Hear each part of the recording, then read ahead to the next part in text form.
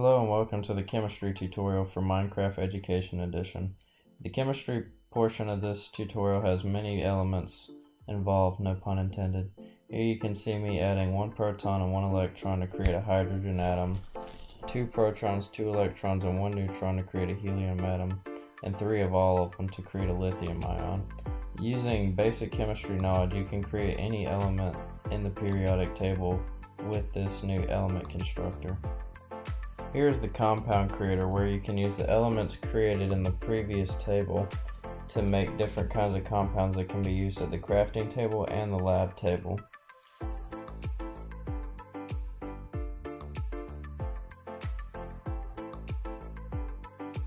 As you can see here, I'm not the best at chemistry, and I'm also trying to figure out how the UI works, so bear with me.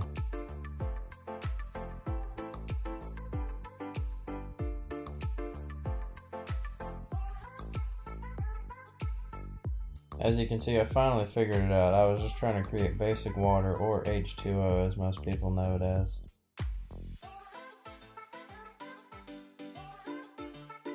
As you can see here, and what I'm going to do with the next few elements, I'm gathering about 40 of each just in case, because all the things we'll be creating in the new chemistry update, I will need many of each compound to create all of the different kinds of things, because water is a very common compound used in many of the crafting table recipes.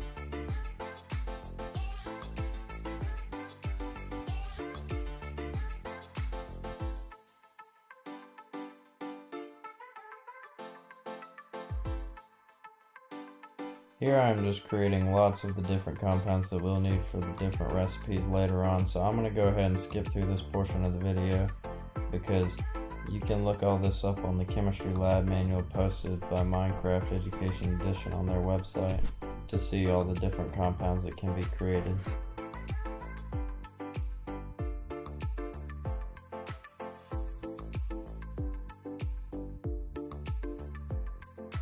Here I begin working with the material reducer, which is one of the cooler new features in my opinion that they've added. You can add common elements like grass to see the elements that's broken down into sand or dirt, and it's really cool to see all of the different elements that a common thing like this can break down into.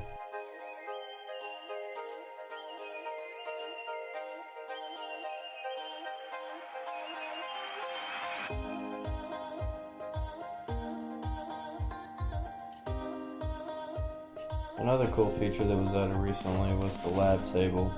Here you can make the 4 new items that can help people move along in the game throughout survival mode. Here I've added 3 water and 3 sodium hypochlorite to create bleach, which can be used to remove dyes from anything in the game that can be dyed. And as you can see by the animations, it will let you know whenever a compound can be created on the lab table. The next thing we're going to make is the heat block, which is made with iron, water, charcoal, and salt. And this can be used to place on top of snow or ice to melt the ice and snow around it. Next we're going to make the ice bomb, which can be thrown on water to create ice that can be walked across. This is done by combining 4 sodium acetates.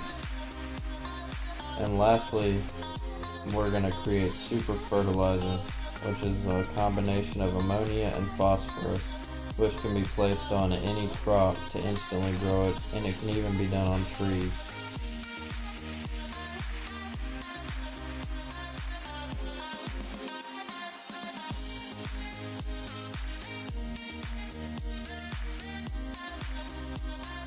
Here I've been creating some of the new things that they added to the crafting table.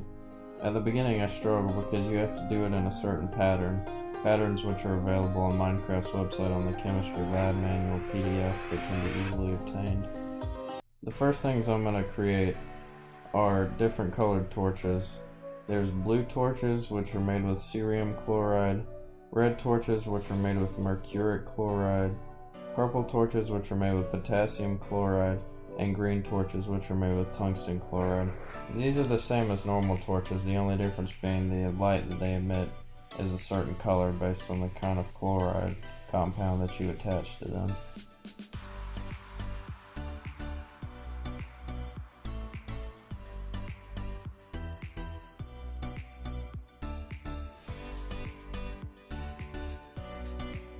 The next item that we will be crafting is a glow stick. Now here you'll notice I only create the cyan colored glow stick, but you can do it with many different colors for each dye that's available in the game. You'll do this with any colored dye combined with 6 polyethylene, 1 luminol, and 1 hydrogen peroxide. And I will show all the things that I craft later on, but it creates a small animation and creates a small amount of light that can be emitted in the color of your choice.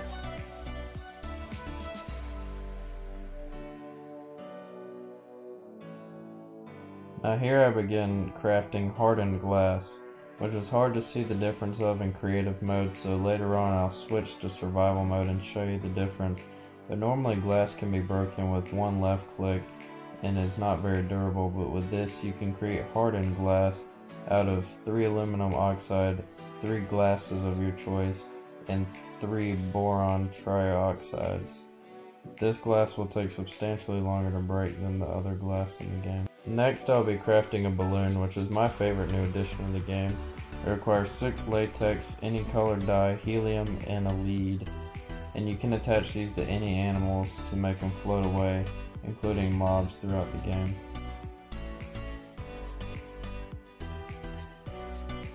The next thing I create is underwater TNT, which I don't really have a purpose for, but I could see it being useful. Normal TNT can't be used underwater, so this TNT can be lit underwater to help mine underwater more easily. In addition to that is an underwater torch, which can help illuminate the underwater area, which is useful because it's hard to see underwater.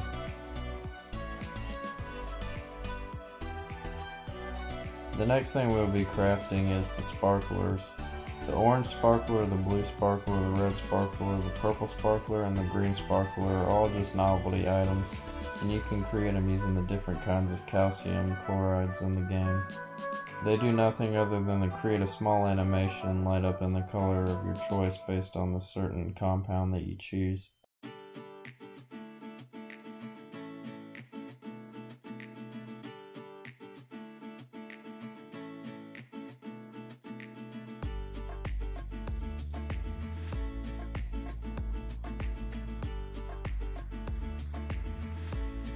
Now here I test the glass, but I notice it's in creative mode, so I have to use a cheat code called game mode survival, which changes the game mode to survival obviously. And then you'll notice it takes a lot longer to destroy this glass. And now I'll set it back to creative mode, that way I can finish doing the other tests of the new items.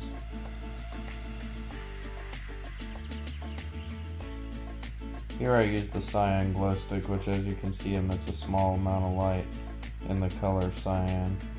And then here are the 4 torches, the different colored torches. I don't really understand the purpose of the red torch since redstone torches already exist, but I could see somebody wanting it in certain cases. Next I'm putting the sparklers on my hotbar to test them. I'm not going to test all of these, but all you do is hold the right click and it'll shake it and activate the sparkler, which creates this small animation and probably about the same amount of light as holding a torch. So it may be useful for exploring caves, but I wouldn't say it's more useful than other items that already exist in the game.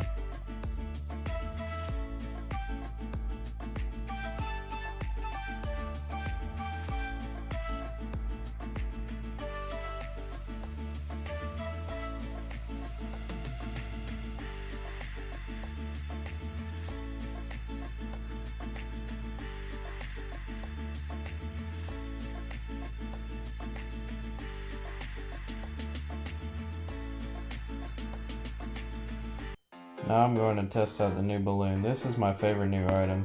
You can just right click any monster or any NPC in the game and they'll just float off into space. And this can be done on chickens, cows, enemy monsters, you name it. I think it's a unique feature and I like that they added it to the game.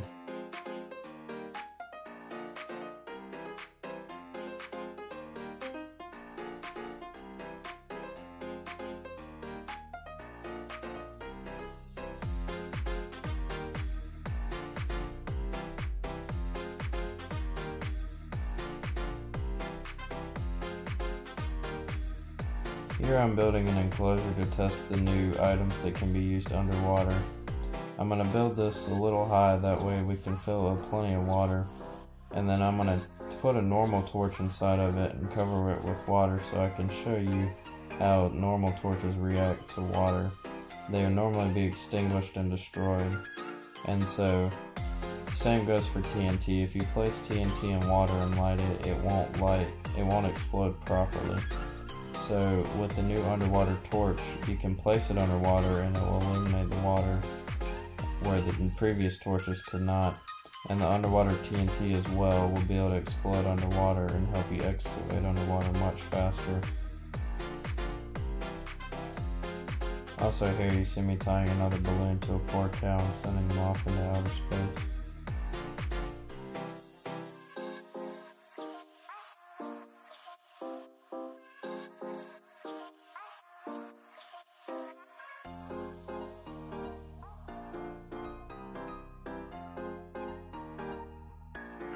As you can see here, the TNT does manage to explode, but it doesn't destroy any of the structure around it.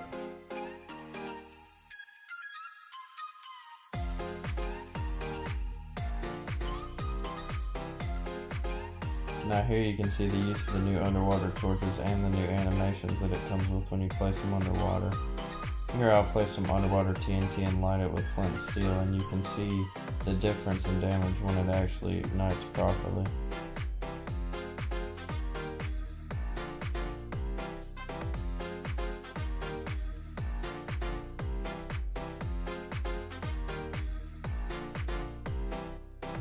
Now here we'll begin exploring another concept added with the chemistry update. These are called brewing stands and allow you to add different kinds of elements and compounds to create different kinds of potions that weren't previously available into the game.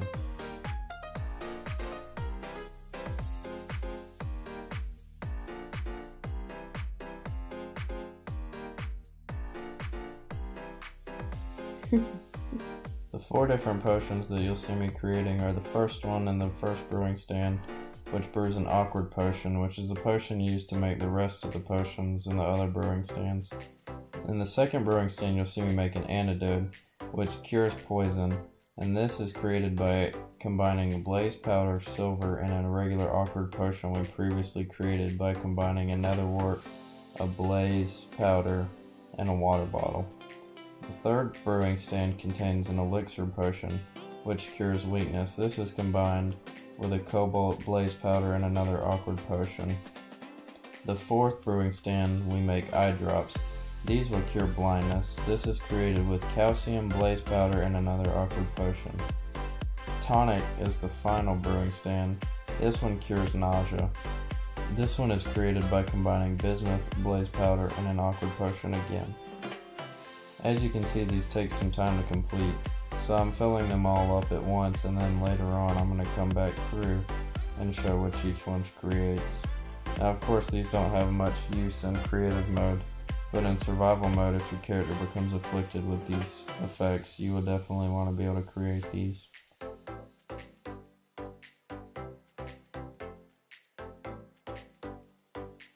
This will wrap up all of the new things added with the chemistry update. I hope this answered all of your questions, and thank you for watching. This will be the end of the series.